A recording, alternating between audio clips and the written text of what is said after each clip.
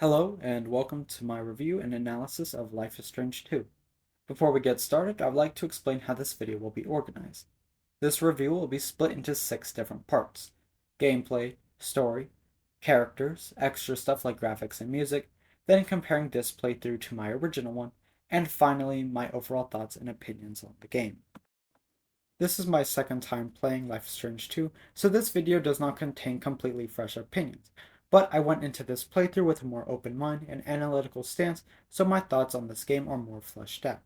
If you have not played or watched Life is Strange 1 or 2 for yourself, I highly recommend you do so, as this video will contain major spoilers for both, and they are great games.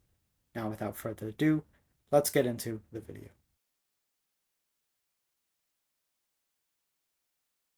The gameplay and story of Life is Strange 2 overlap very heavily, as this is a choice-based game, meaning that what you choose to say or do affects the characters, world, and story. The core gameplay loop of Life is Strange 2 is similar to the two games before it. You walk around, look at and interact with objects, talk with people, and make choices on what you want to do. This game does have some differences in gameplay from its predecessors, mainly because of Daniel. Daniel adds 3 new gameplay elements. 1 is discussing things you find. 2 is using his powers to move and interact with objects. And finally, 3 is how you treat him, and what you say shapes his choices and actions as well. His choices and actions revolving around how you treat him and the choices you make is the most unique part of the game. There are several points throughout the game where you make a choice and Daniel can either go along or disobey it.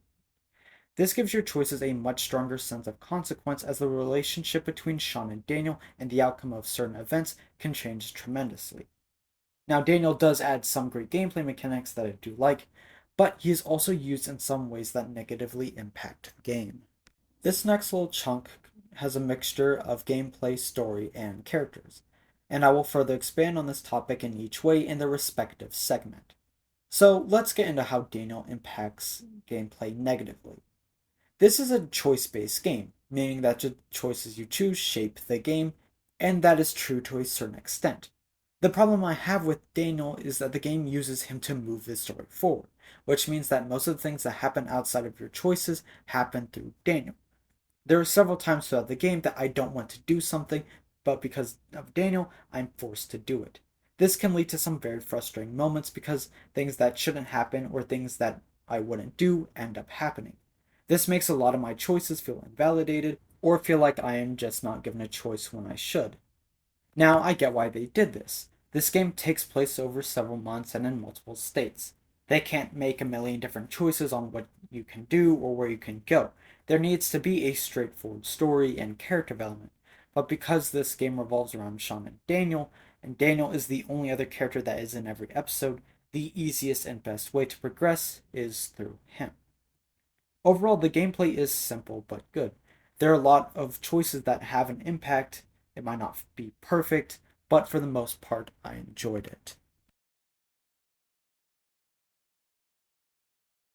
The story of Life is Strange 2 is split into 5 episodes, starting with Episode 1, Roads. Episode 1 starts with a police car dashcam showing us footage throughout the day, leading to some event where the car gets flipped over. It then cuts to our character, Sean, stepping out of the school bus and talking to his friend Lila about his crush and a party happening later that night. She asks him to grab some things for the party, and they head their separate ways. Sean then grabs some drinks, snacks, and a blanket before heading down to ask his dad for money. After a nice chat with his dad, he heads back up to his room to call Lila. While talking to her, his little brother Daniel interrupts and tries to show off his Halloween costume, and Sean pushes him out of the room. Daniel heads outside, and shortly after, Sean hears some commotion and sees the neighbor messing with Daniel. Sean heads outside, and as it turns out, Daniel spilled some fake blood on him. The neighbor makes a comment about their mom when they try to head back inside, and this causes Sean to lose his cool and start a fight. During the fight, Sean knocks over the neighbor, who hits his back on a rock, and while this is happening, a cop sees them and pulls over. The officer pulls out his gun and asks the brothers to get on the ground. While he is doing this, their dad comes out and tries to de-escalate the situation and ends up getting shot. This upsets Daniel, and some sort of shockwave happens, flipping over the cop car and killing the officer. Sean gets up to see his father dead and the area destroyed around them. He grabs his stuff and Daniel and makes a run for it. The game then picks up 2 days later with the brothers walking next to a road in a wooded area. Daniel doesn't remember what happened, and Sean has told him they are going camping. They come across a picnic area and set up a camp further down by the river where likely no one will see them. They set up a fire, eat the last bits of food they have, and go to sleep. The next morning, they pack and continue their journey. Towards the end of the day, they make a stop at a gas station to clean up and get a map and food before continuing. While planning where they are going, the owner approaches them and treats them as if they have stolen something and requests they come into the store. After denying his request, he gets physical with them and knocks out Sean, but Daniel is able to escape. Sean wakes up in the back office with his hands tied to a pole. As it turns out, the owner recognized him as their faces have been put on the news. Sean is able to break free with the help of Daniel from outside. While grabbing their things, Daniel gets grabbed, but another energy burst happens, knocking the guy on the ground with items around him. They run outside and find the car of Brody, a guy they met in the gas station earlier, who decides to help them. While driving, they discover Daniel took a puppy that was up for adoption at the gas station. The dog and Daniel soon fall asleep, and shortly after, Brody and Sean take a quick pit stop that ends up being a spot of, in my playthrough, a non-destroyed Arcadia Bay. They talk about what Sean's plan is, and his best idea is go down to Portos Lobos in Mexico, where his father used to live. Later, they end up at a motel where Brody gets the brothers a room and gives them some supplies. In the room, Sean draws a bath for Daniel and throws away his phone after watching a video of him, Daniel, and their dad on Christmas. Sean then decides he wants to tell Daniel what really happened to their dad, but before he can, Daniel asks if Sean can grab him a soda, which he does. Before going back into the room, he sees lights flickering and hears Daniel yell out. When he goes into the room, he sees objects moving around the room, and the TV shows that their dad is dead. Sean comforts him as they both grieve their father. The next morning, they get on a bus and head further south, and the episode ends with Sean telling their story to Daniel as if they were Wolf brothers. Overall, Episode 1 is a good start to the game, establishing parts of the core gameplay loop, the beginning of the brothers' journey, as well as their relationship.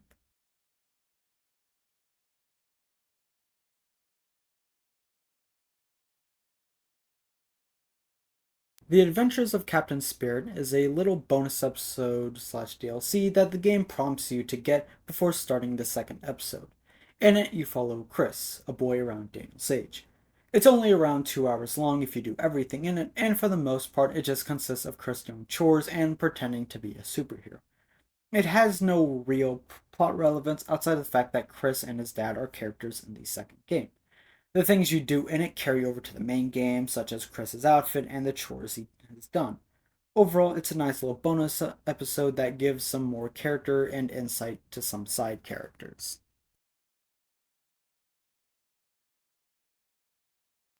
Episode 2, Rules, takes place a little over a month after the first episode and starts with us watching Daniel train his power with the help of Sean. After the training, they go into a cabin they have found they've been staying in for the night.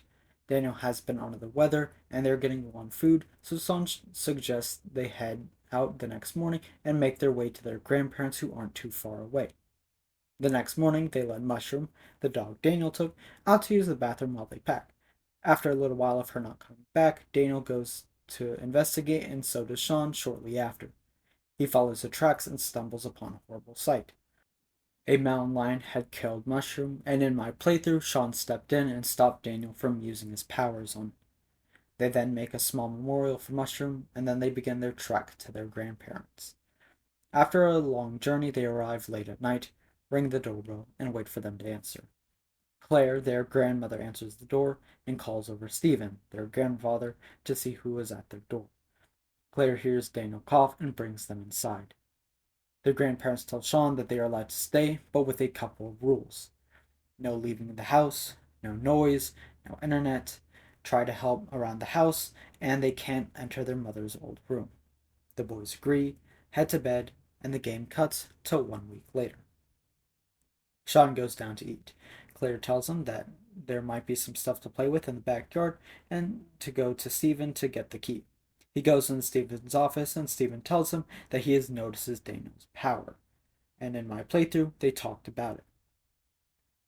He then tells Sean not to tell Claire, and after the talk, he gives Sean the key, and the brothers head outside. Before they do anything, they see a boy run out of the next door, climb a treehouse, and fall. Daniel uses his power to catch him. Of course, the boy he caught was Chris, aka Captain Spirit. They go over to the fence and make sure that he is alright. Then his dad comes out and gets him, and they head inside. In my playthrough, I reminded Daniel of the rules, and then the game cuts to the next morning. Sean wakes up, and Daniel has put a note saying that he is at the neighbor's house. Sean, angry, makes his way over. He goes in and sees Daniel using his power, but he is making Chris think he is the one doing it. Chris's dad then offers the brothers to tag along with them to go to the tree market.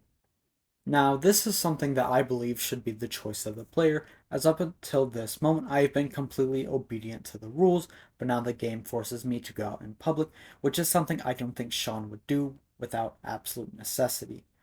This is the first instance that the game uses Daniel to force the story forward.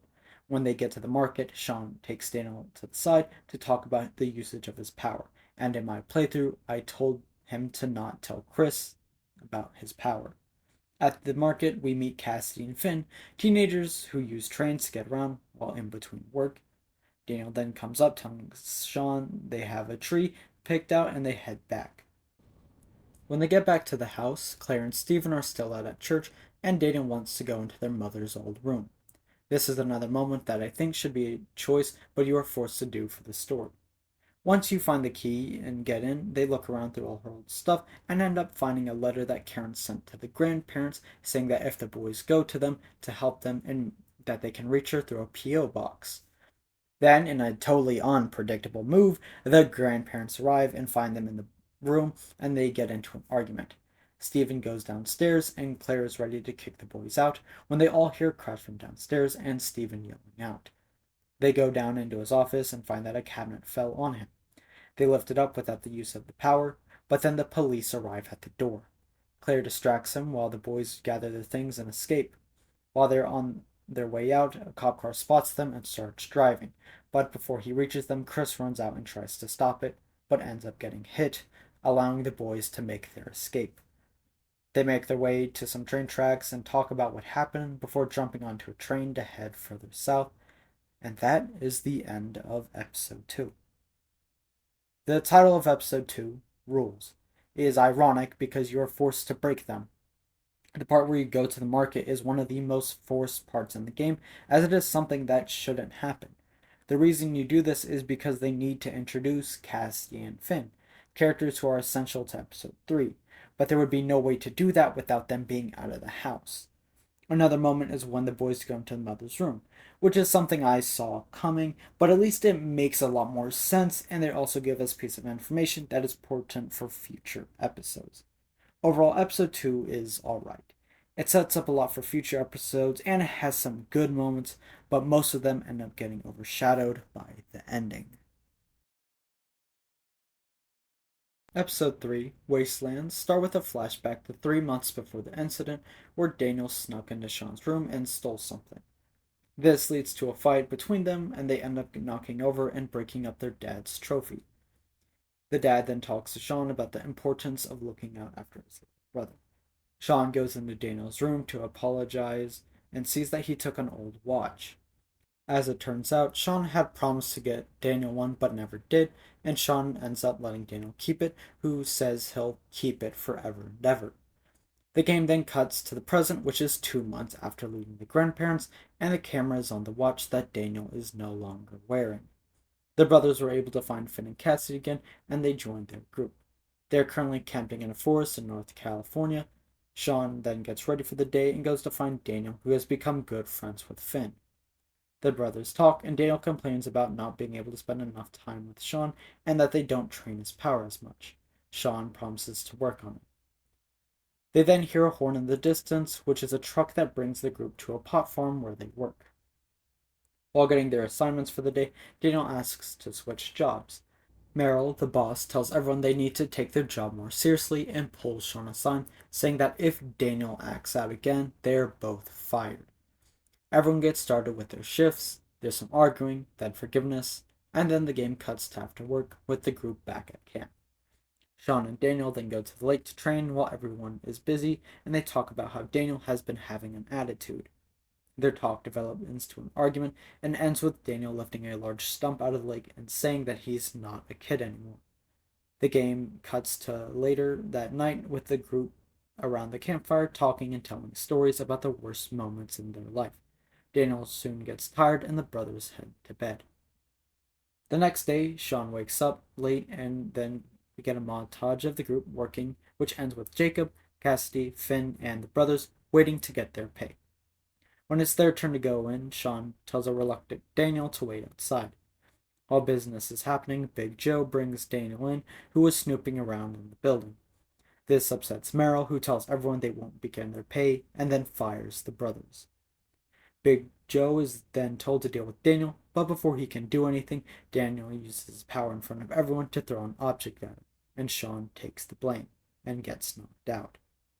It then cuts to Daniel showing the three from the building his power. Finn comes up with the idea to use it to break in and get their money, but Cassidy disagrees. While walking back to camp, you talk to Finn, and the game gives you a choice of whether or not you want to go through with his plan. In my playthrough, I chose not to. At the camp, Sean goes to talk to the others, and then goes to Cassidy. I chose for Sean not to get a tattoo, go in the lake, or go into Cassidy's tent, as Sean will have no play in this playthrough. But this was all just an attempt to try and avoid the inevitable, and my least favorite part of the game. Cassidy and Sean realize that Finn and Daniel aren't at the camp, so they are most likely going through with the plan. The two run over to where the work vehicles are kept and steal one without waking Big Joe. They make it to the house and find Finn and Daniel attempting to break in. The game once again gives us a choice of whether we want to go through with it or not, and I again choose not to. But Daniel decides to anyway. The commotion wakes up Meryl, who comes out with a shotgun and orders everyone to get on their knees. He gets ready to shoot Finn, but Daniel uses his power to stop him. No way! Get out! Go out, son of a bitch! Sean! Wait! Stop! Oh my god. No.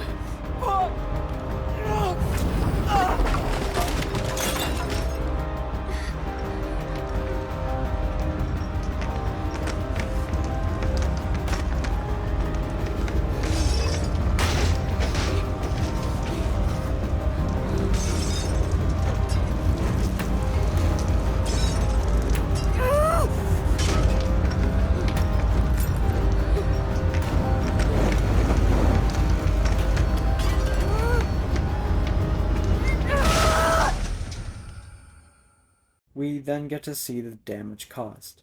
The building is a mess, everyone is on the ground, Daniel is nowhere to be seen, and the last thing we see is Sean with a piece of glass in his eye. Episode 3 is easily my least favorite episode in the game, and that is due to the lack of choices actually mattering. This is the best example of the illusion of choice, as well as using Daniel to force the story forward. We get the choice from Finn on whether or not we want to go through with his plan. If you choose no, Daniel and Finn go anyway. When you go to them, the game gives you another choice to join them or refuse. If you refuse, Daniel goes anyway. It's just incredibly frustrating when I'm given the same choice twice, but in the end it doesn't matter what I choose. I understand that they have a set story in place and they need to reach certain points, but surely they could have done this in some other way. At least in episode 2, when you go to the market or into the mom's old bedroom, you aren't given a choice. I would much rather prefer that than given a choice and then it being thrown out immediately. It makes me feel like this choice-driven game doesn't care about my choices. And I know there are some differences depending on going or not, but the ending is still the exact same. Daniel lashes out, destroys the building, and Sean loses his eye. The thing that really sucks is that up until this moment, I actually enjoyed episode 3. It gave us some of the more fleshed out and fun characters in the game. It had some nice moments and gave us a lot of relationship development between Sean and Daniel. Like episode 2, there are things to like, but once again, the ending ends up overshadowing so much of the good.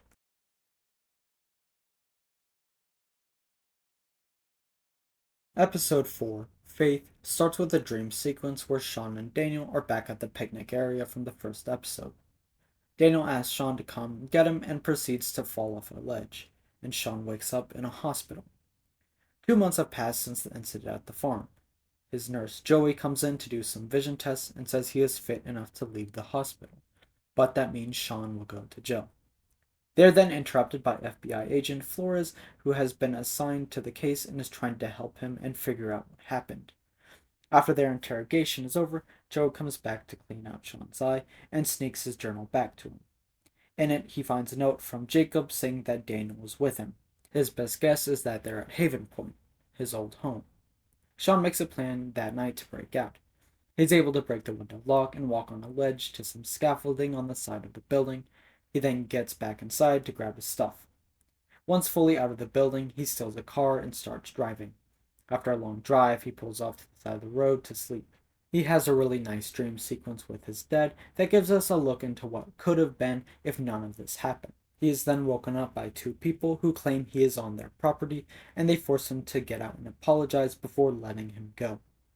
It cuts to the next day when Sean has run out of gas and is walking along the side of the road. A trucker offers him a ride and he takes him to Haven Point.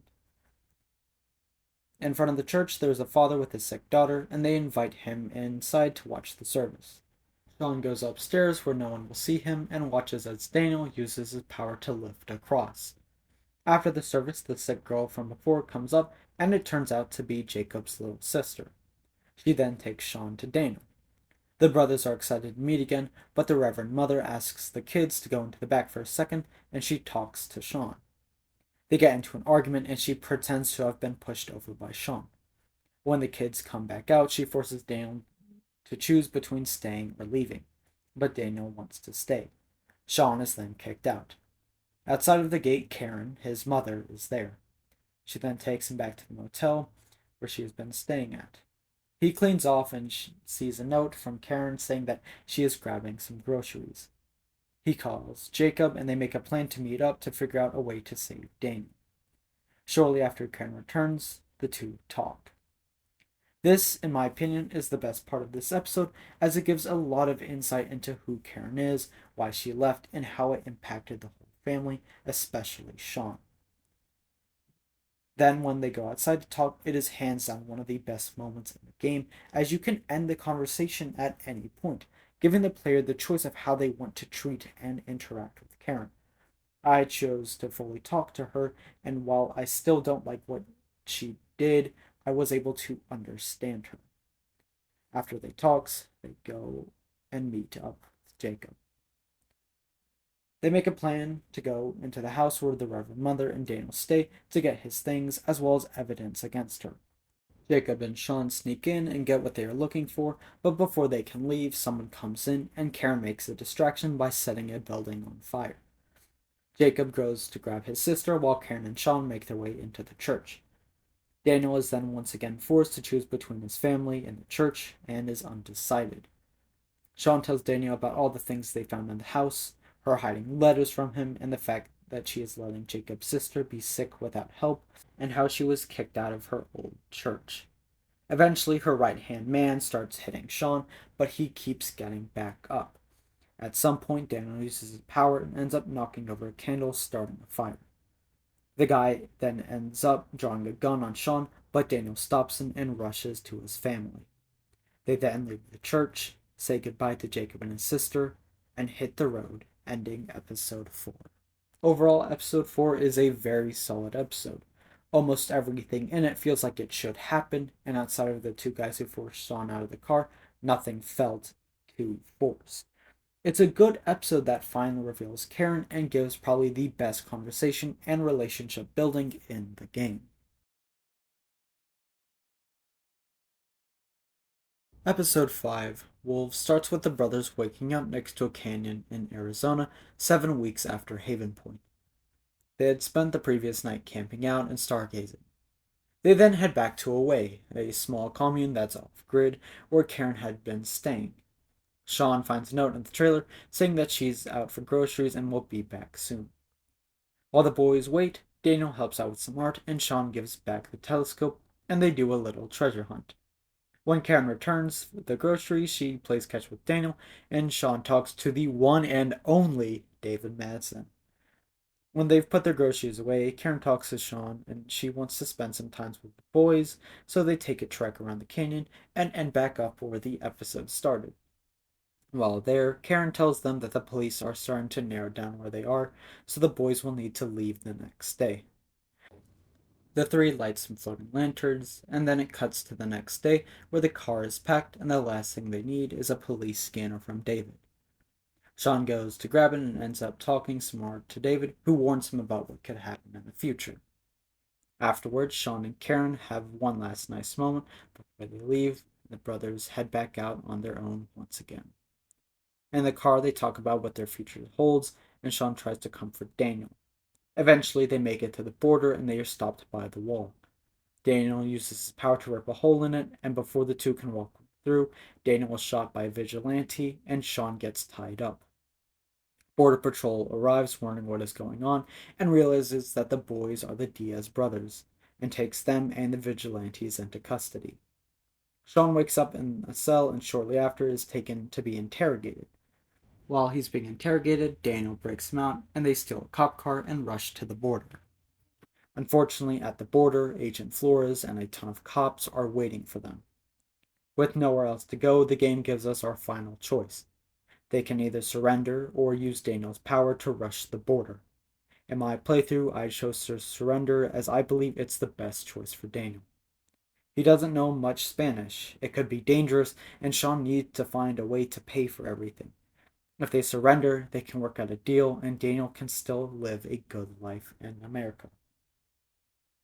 The boys proceed to get out of the car and get on the ground, and the game turns to black. We then get an ending montage through photos showing Daniel's life. Claire and Stephen get custody of him. He grows up in Beaver Creek, goes to high school, gets his first job, and moves out. We then get to see Sean getting released from prison 15 years after the events at the border. Then we get one final montage of Sean and Daniel going back to the picnic area in the first episode, having a good time, and getting to reconnect. In the end, the two get into their cars and drive their separate ways. That ends Life is Strange 2. Episode 5 is a great conclusion to this game. Most of it isn't even spent furthering the story. It's spent giving Sean and Daniel time together. When it does progress the story, it's used to make the ending decision more challenging, as throughout most of this episode, you hear the risks of going to Mexico or the benefits of turning yourself in. The only problem I have with episode 5 is how the boys get caught when they are so close. Daniel getting shot when they are right there feels a little forced, but then again it is used to get Sean some final bits of information that can affect his choice. The final choice is an interesting one for several reasons. One, it's similar to the first Life is Strange, as you are essentially choosing between giving up everything you have done or doing what you have worked so hard for the entire game. In my opinion, this one feels like a harder choice as you aren't factoring in one life versus a town. You're factoring in the life that Daniel will live. Another thing that is interesting about the choice is that there are 4 outcomes. You can choose to surrender and Daniel can accept or deny, or you can rush the border, which he can also accept or deny. This is the most fascinating part about this game, as all the choices you have made throughout it and how they impact Daniel shape who he is, essentially making almost every choice, even the ones that didn't feel like it, matter.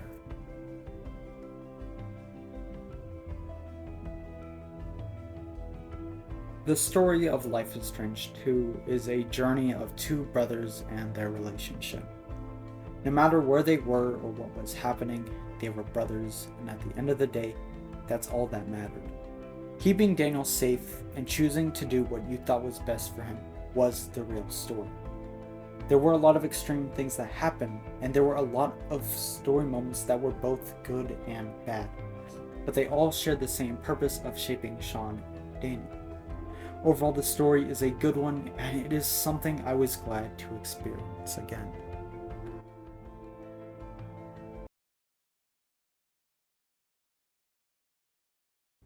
Starting with the lead himself, Sean Diaz. When we're introduced to Sean, he seems to be your typical high school student. He has a friend group, a good best friend, and a crush on a girl. Unfortunately, we don't get to see this side of Sean for long, as he is forced to take a more parental role after the incident. Sean, in my opinion, is a fantastic character and easily one of, if not the best in the game. He has to go through, risk, give up, and do so much in order to protect Daniel. My version of him is a good person who is trying to do his best to do the right thing. But you can make a version of him not like that. One who is willing to do anything to achieve his goal, and that is also a valid way. With everything he goes through, it's amazing that the game doesn't force him to snap. You always have the choice with Sean on what he does and how he treats others. His development and relationship with Daniel are also amazing.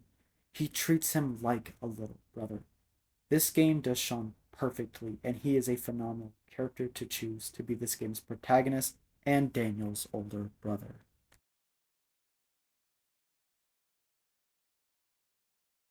Moving on to Daniel. I know I've talked about him already and how he is used throughout the game for story reasons, but here I want to take a look at his actual character. Daniel is your typical little kid. He likes playing with toys and reading comics, and he wants to spend time with his older brother who has been drifting away. Daniel starts out as a very innocent character, but as the game goes on, you watch as all of these incidents start to take a toll on him, especially in episode 3. In it, Daniel is at his worst, at least in my playthrough. He uses his powers for the wrong reasons a lot of the time and ends up causing the end events of this episode. This sets him up for episode 4, where he is at a church. He regrets what he did and is being manipulated through religion in his vulnerable state. Luckily, once we get to episode 5, we get to see the more normal side of Daniel again. But that doesn't mean the pain is gone.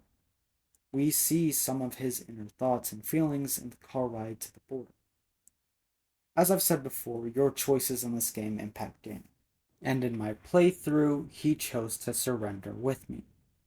At the end of the game, you get stats, and in it, it said I taught Daniel to follow the rules of society. The Daniel I had looked out for the people around him and cared how he impacted them. And I think that is who the real Daniel is. Even after going through so much, he is still an innocent and good kid.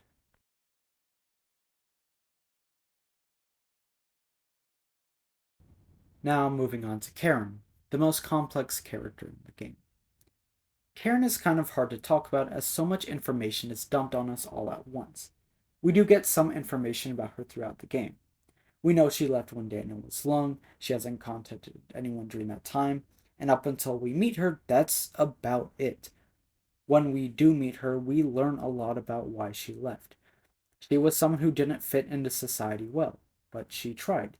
She got married, had a kid, and settled down, but knew that this life wasn't the one she wanted to live, and eventually she couldn't take it anymore. She thought no contact would help. The less she reached out, the less they would have to think about her, but it just ended up hurting even more. She feels bad for the pain she has caused, but now she has the chance to do something to help her children. Even if Sean and Daniel only got to spend a couple of weeks with her, they were able to develop a strong relationship that helped them get over all the questions and sadness they had with her leaving.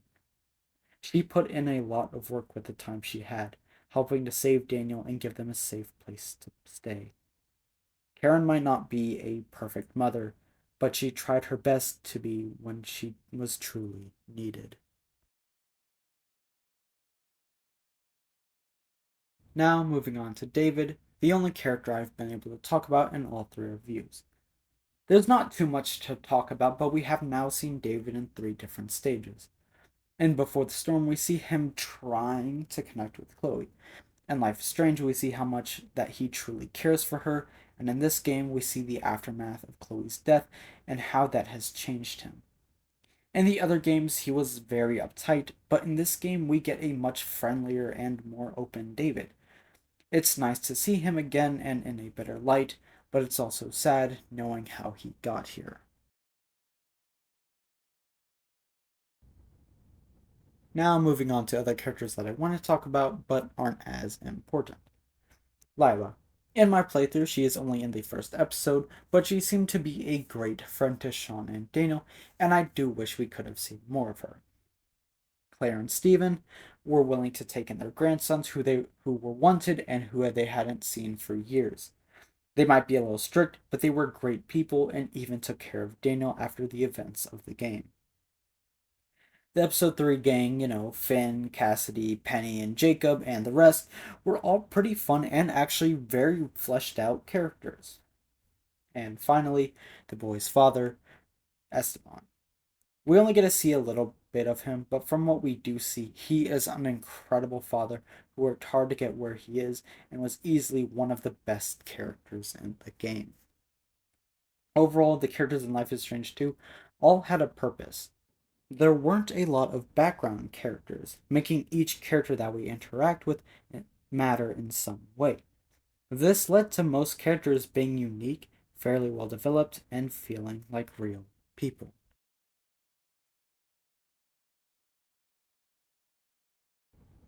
Now I'm on to all the extra stuff that I want to talk about but isn't as major.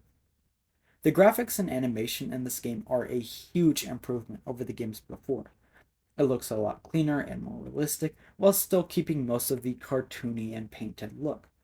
The animation is also super fluid. You can see every facial expression and body position, telling you what a character is thinking or feeling. There were never moments where something looked really bad or unrendered, and that helped keep me immersed.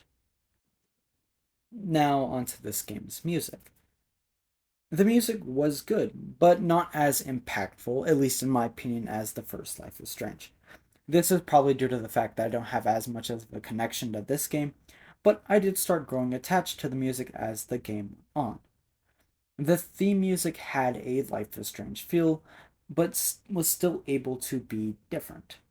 I didn't pay as much attention to the song choices in this game as none of them really stood out to me. From the songs I did pick up on, I found what worked best for this game is when they used more fun and upbeat songs. For example, the beginning of Captain Spirit or the montage in Episode 3.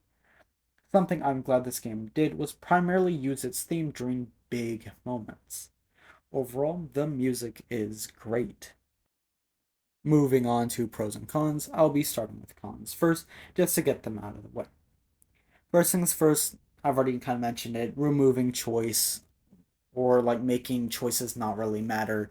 It just happens a bit too much and it gets really on my nerves. There's a couple predictable moments, primarily when Sean didn't tell Daniel about the dad. I was like, oh, so now Daniel's gonna find out and he's gonna get all mad. And yeah, that happened at the end of episode 1, as well as, oh, we can't go into the mother's room. Of course, they're going to go into the mother's room and get caught and get in trouble. But those actually were the only two real moments I saw anything predictable in the story. Everything else I was genuinely surprised by. Uh, then moving on, we have forced story. Man, yeah, just using Daniel to, especially in episode 2 and 3, just to get the story forward when there wasn't really any other way to do it. And then finally for cons, I have there's just like this one clip of a car just driving through the ground for me. I found that really funny, but yeah, it's still technically like an issue. So all right, and now onto the pros. It has the same style of Life is Strange, both from a kind of choice aspect and from an artistic aspect. It might still be a bit different in its own ways, but it still feels like Life is Strange. Obviously, the improved animation and graphics that it looks so good, especially after coming back from the remaster that looked kind of stale in Life is Strange. Yeah, this it looked gorgeous. The brother relationship. This, in my opinion, is the best thing they did in this game. Having the brother relationship, it felt like a real, sibling. Like they capture it so well of having arguments, not getting along, not agreeing on the same thing, but at the end of the day, working together and doing what you want to protect and love your sibling. And I think they did that wonderfully. Uh, There were some less loading screens, unlike, Life is Strange, where there was some weird random, you have a cutscene loading screen, 5 second scene loading screen cutscene. It was a lot of time. It sometimes the games just went from straight from one moment to the next without even an actual loading screen, and it was great. A couple character mentions. We have Brody. Brody was phenomenal, great guy. He, kind of he really helped the brothers out. The dad, obviously, absolute goat in my opinion in the game. He was just such a good character and good influence, and we only saw good. And the dream sequence with him was absolutely wonderful. And then finally for the characters, we have David.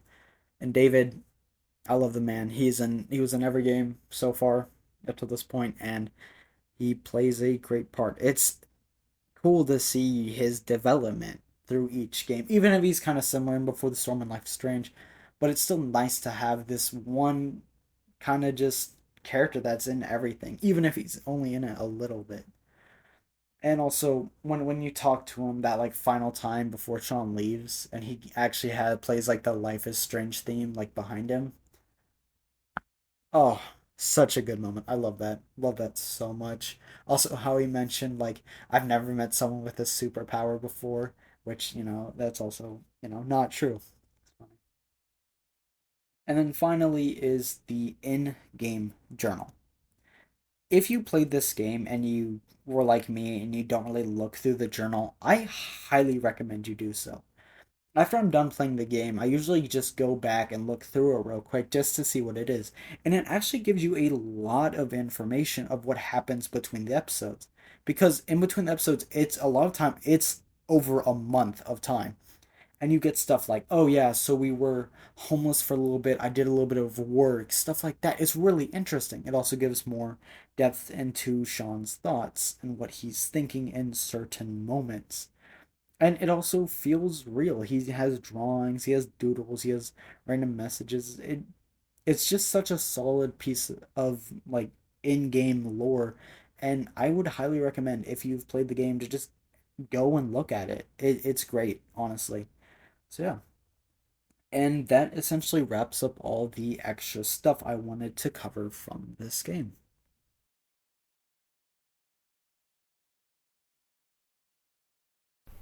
When I went into Life is Strange 2 for the first time, I was unsure what exactly the gameplay and story were going to be. After the incident and when you initially go into the gas station, I thought the game was going to be a choice-based survival game where you have to manage food, supplies, and money as you make your way down to Mexico. But that soon changed. Unfortunately, this game left a bad taste in my mouth pretty early on, with the store owner trying to get me to confess to stealing even when I did it. And this was the very beginning of me feeling like my choices didn't matter. Some of the other bad moments for me were the predictability with Daniel finding out in episode 1. Then in episode 2, going to the market without a choice, and I also didn't have enough money to get Daniel a present, so I had to steal one. Then, of course, the predictability with the mom's room. You already know my problem with episode 3. But with episode 4, I actually didn't have a real issue.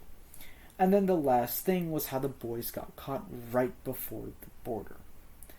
And then we got to the final choice, and I finally got to do something that felt like it really mattered. In my first playthrough, I also chose to surrender, and Daniel went along. When I saw that Daniel could refuse, I was glad that didn't happen to me, but I also thought about what would happen if it did, and at the time, I think I would have deleted the game. At the end of my first playthrough, I didn't like Life is Strange 2. I was glad that at least my final choice mattered, but when I looked back on the game, all I could see were the moments where it didn't. Now, 3 years later, I went back to play it, hoping that it would be like Before the Storm, where I went in thinking I would dislike it, but ended up enjoying it, and I'm happy to say that is the case. There are still a lot of things in this game that I don't like, and I've made that clear. But going in, I found things that I enjoyed. The dad is an amazing character. I understood Karen much more. The moments between Sean and Daniel were great, and the relationship was perfect, and a lot of smaller moments were great as well. In conclusion, Life is Strange 2 is a good game with some not so great things in it. Overall, the gameplay is simple but good. Most of your choices matter, even if some might not feel like it. The story of Sean and Daniel and what they went through is great, even if there are some rough moments. The characters are all interesting and feel real. This is probably the last time I will play Life is Strange 2, at least for a long time. And I'm glad that this playthrough will give me much better memories than that of my first one. Thank you for watching my video. Let me know what you thought of Life is Strange 2, both good and bad. If you enjoyed this video, I recommend watching my Before the Storm and Life is Strange reviews if you haven't already. And once again, thank you for watching.